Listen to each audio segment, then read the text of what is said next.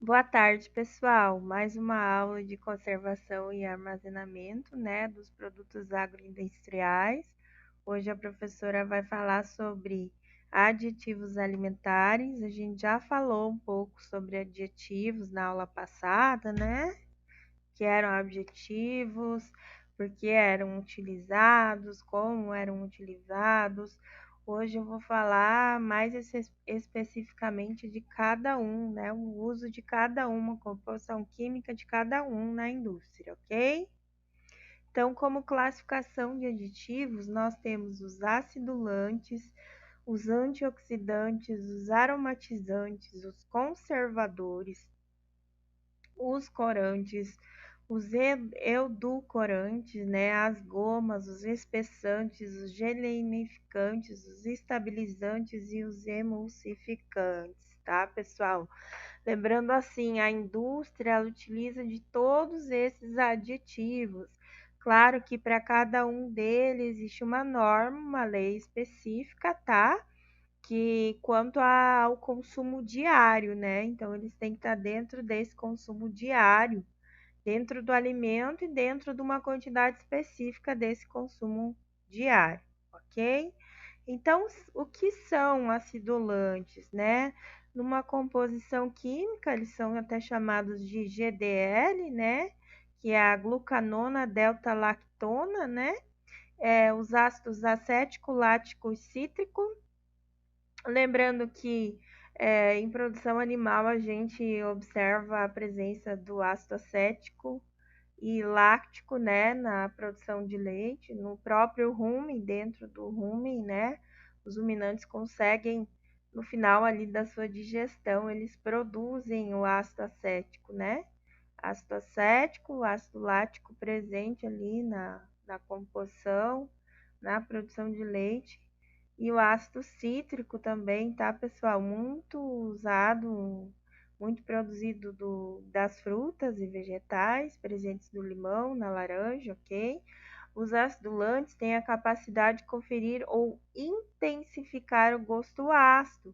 Então, vou usar o próprio nome já diz, né? Ácido, acidulante. Então, regulador de acidez, tá? Então, vai controlar a acidez daquele alimento. Se eu quero um alimento de repente com um pouco mais de acidez, exige mais acidez, eu utilizo desses tipos de acidulantes, tá? Então, os reguladores de acidez, segundo a portaria 1, né, 004/98, é toda substância que altera ou controla a acidez ou a alcalinidade dos alimentos. Dentre estas, né, os mais empregados são os ácidos orgânicos, tá? Tais como o ácido cítrico, tartárico, fumárico e o málico, tá? Além do ácido fosfórico, que é um ácido inorgânico diferente dos demais ácidos orgânicos que eu citei, ok?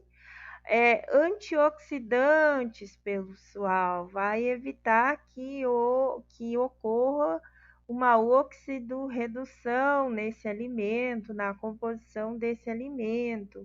O que a gente chama de rancidez, tá? Rancidez da carne é muito horrível, né? Como é aquele churrasco rancificado, aquela carne com cheiro forte, com característica desagradável. Então, eu posso estar utilizando um antioxidante para que não ocorra essa rancidez, ou que pelo menos retarde essa rancidez ou essa descoloração, né? No caso da carne, ela fica totalmente escura, lembra que sai o oxigênio, hidrogênio, né? Ocorre a oxirredução, a gente já viu isso na outra disciplina, deixando essa carne oxidada, tá? O ácido ascórbico, pessoal, ele tem, né, entre os seus isômeros, o BHA, que é utilizado, o BHT, que é utilizado também, ou em mistura, né, os dois juntos apresentando aí melhores resultados, ok? Os aromatizantes, pessoal, é considerado uma substância ou mistura com propriedades odoríferas, né? Ou sápidas, né? Então, o que vai conferir nesse alimento, né? vai saborizar, vai intensificar o sabor desse alimento. Então, a classificação deles são os naturais, os sintéticos e as misturas, tá? Que vão formar aí um aquém do sabor desse alimento, ok? Eles podem ser comercializados na forma sólida, líquida ou pastosa, né? Incluso nesses aromantes, pessoal, os óleos essenciais, tá? Na indústria. Os conservadores, que no meu ponto de vista tem um aquém de utilidade, né? Antigamente a gente até viu na outra disciplina aqui de elaboração de projetos agroindustriais, que eu passei até uma parte dessa parte da industrialização para vocês, mas não cheguei a falar dos adjetivos, correto? Mas antigamente, pessoal, como eu falei, que o sal, né, e mais para frente o açúcar, a fumaça, ela era considerado o mais antigo dos conservadores de alimento, ok? É, então a gente pode até citar como histórico lá do nossa bisa, né? Que colocava a carne na banha de porco para conservar essa carne. Então salgava-se e colocava nessa banha de porco, na gordura natural, né? Gordura animal. Para quê? Para que houvesse essa conservação, já que não existia esse geladeiro, ok? Atualmente o número de conservadores existem os físicos e o químico empregado, né? Eles podem retardar então aí o crescimento microbiano, tá? A ação enzimática desse patógeno dentro desse alimento. A gente falou várias vezes em elaboração de projeto agroindustrial, da reação enzimática, dos patógenos, que são patógenos, micro-organismos, tá? Fase lag, log desse micro-organismo, que esse agente conservador, né? Nós podemos até chamar assim, com certeza, que ele vai atuar, então, não inibindo ali, né? Não fazendo esse micro-organismo sumir desse alimento, mas inibindo sim a sua ação enzimática, paralisando essa fase log, essa fase lag, esse crescimento dessa bactéria, desse vírus, desse fungo dentro do organismo, dentro do produto, tá? Principalmente as carnes. Em relação aos corantes, tá, gente? Então, são substâncias que conferem e intensificam a cor do alimento, tá? A gente pode perceber quando a gente abre aquele Doritos, aquele salgadinho, né? A cor dele é predominante, então ali eu tenho a adição de corante, com certeza, tá? Então, ainda tem um decreto, né, que eu citei aqui para vocês, que é o 5587-1/1967, que ele considera o corante natural o pigmento extraído de uma substância vegetal ou animal. Então, ainda tem esse benefício, né? Quando eu consigo extrair esse corante de uma substância, seja animal ou vegetal, eu ainda estou utilizando um corante considerado natural, tá? O corante amarelo, pessoal, caramelo, na verdade, é o produto obtido a partir da reação de Maillard dos açúcares. A reação de Maillard, ela não é muito legal para alimentos e alimentação em relação à produção animal, tá? O que eu vou estar ofertando para o animal. Então, eu tenho que tomar cuidado em relação à reação de Maillard, tá? Corante artificial, segundo o decreto, é a substância obtida por processos de síntese de produtos, composição química definida, então vai ser um corante sintético, tá? Industrial, porém eu tenho também o natural, extraído do vegetal do animal, tá? Quando eu aplico o corante, então, no alimento, né? Quando eles não apresentam cor apreciável, então, a gente sabe que uma das características de você consumir o alimento é esse alimento tá bonito, tá com uma cor chamativa, né? Quanto mais cores eu tiver no meu prato, mais vontade de comer eu vou ter, tá? Então, apresentar perda ou redução de cor durante o processo de fabricação ou após essa fabricação também, tá? As propriedades dos corantes, então, ele vai conferir ao produto cor escolhida, permanecer estável nesse alimento durante as etapas de elaboração e armazenamento desse produto. Como eu já falei, ele vai ter solubilidade adequada a esse produto, tá? E ele vai ter resistência aos processos térmicos, ação de luz e presença de ácidos nesse alimento. Aqui eu coloquei alguns corantes utilizados, né, nessa tabela, especificando os corantes artificiais permitidos no Brasil, tá? Na indústria, né, segundo o Sistema Internacional de Numeração de Aditivos Alimentares, o INS, tá? E com a ida, né, que é, como a professora falou, a ingestão diária aceitável desses corantes no alimento, tá? Então, eu tenho o nome do corante, o INS, tá? Que eu posso estar utilizando no Brasil, e a ida, né? Que é a quantidade de ingestão diária desse corante dentro do alimento, é dada em miligramas por quilograma do produto, ok? Um corante muito conhecido, que eu coloquei aqui para vocês observarem, né? Em relação a medicamento, em relação a alimento, né? O tartrazina. Por quê? Porque esse corante, pessoal, quem tem alergia a ele, né? Quem é asmático, tem alergia, ele não pode ser utilizado. A pessoa pode ter um choque anafilático no consumo desse alimento. Por isso que é obrigatório, segundo a resolução, né, RDC, que esse corante, quando é encontrado no alimento, ele esteja especificado na rotulagem, tá? Então, precisa se declarar que utilizou esse corante em tal alimento. Os edulcorantes também, né? Eles têm um decreto que define o que é um edulcorante, né? Como sendo a substância orgânica artificial, não glicídica, capaz de conferir sabor doce aos alimentos. Então vamos lá para o nosso mundo doce, né? Todos os doces, a maioria deles, né?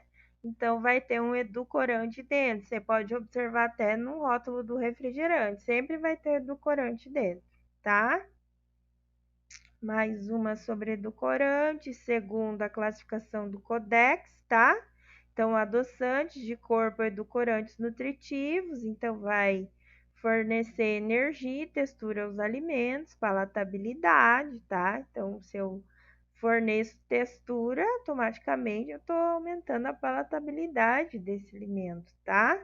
Então, muitas vezes, quando a pessoa não pode consumir açúcar, é utilizado muito desses adoçantes, tá? Então, não é um açúcar natural, tá?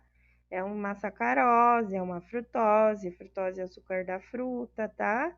A glicose, os polióis, sorbitol, manitol, xilitol.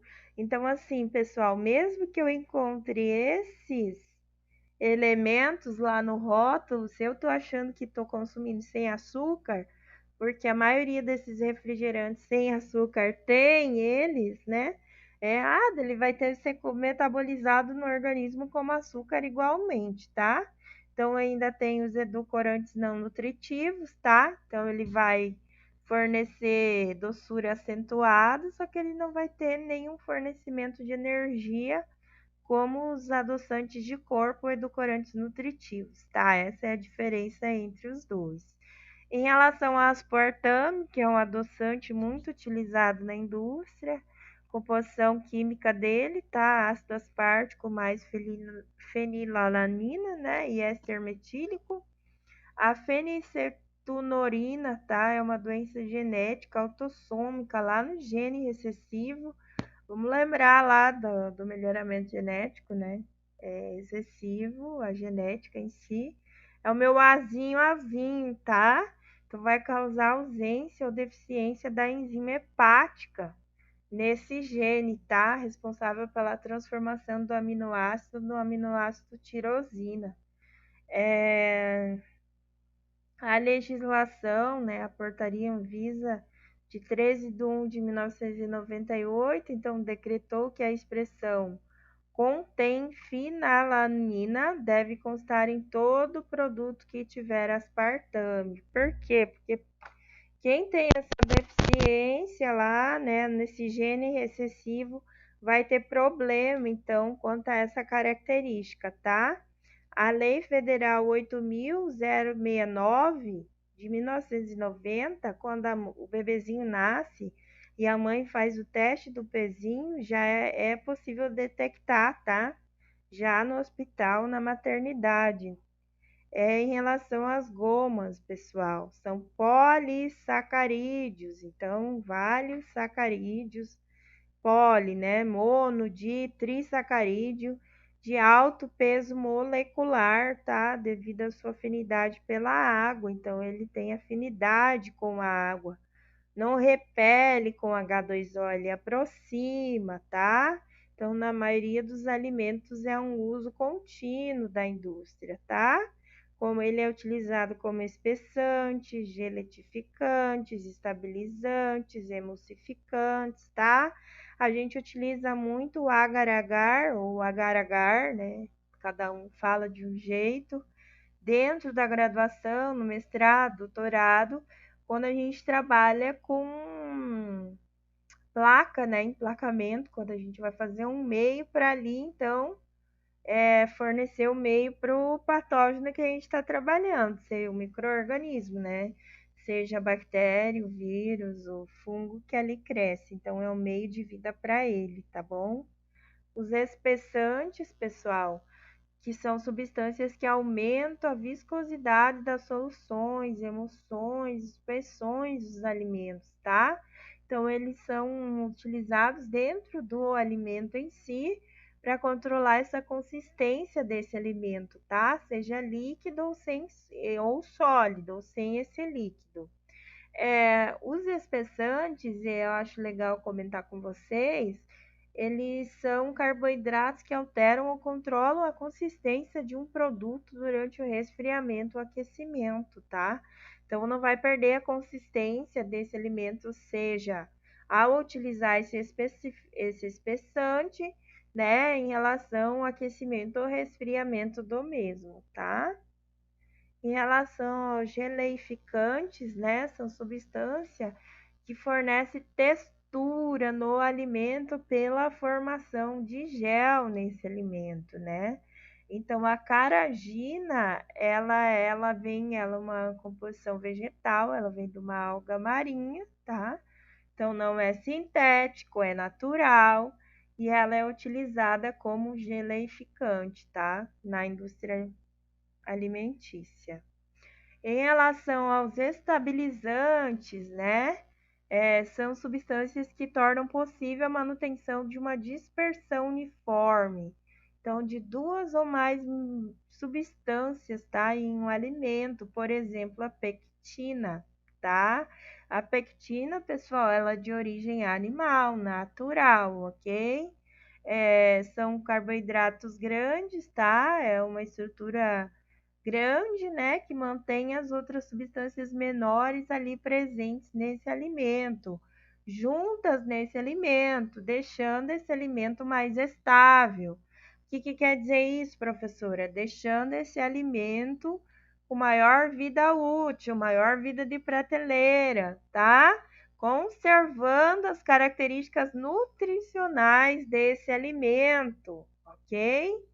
E os emulsificantes, tá? Substâncias que proporcionam a formação ou a manutenção de uma mistura uniforme, tá? Então, vai mais ou menos funcionar como um estabilizante, ok? Também eles podem ser naturais ou sintéticos, tá?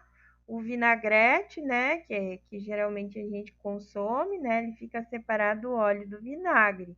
Então, quando a gente adiciona a lecitina, por exemplo, que é um emulsificante no restaurante, quando o chefe adiciona, né, ele mantém a mistura dessa solução, desse vinagrete, que é a combinação para a pessoa comer, ok? Então, era essa a nossa aula, pessoal. Dúvidas, WhatsApp, e-mail. Obrigada e até a próxima aula.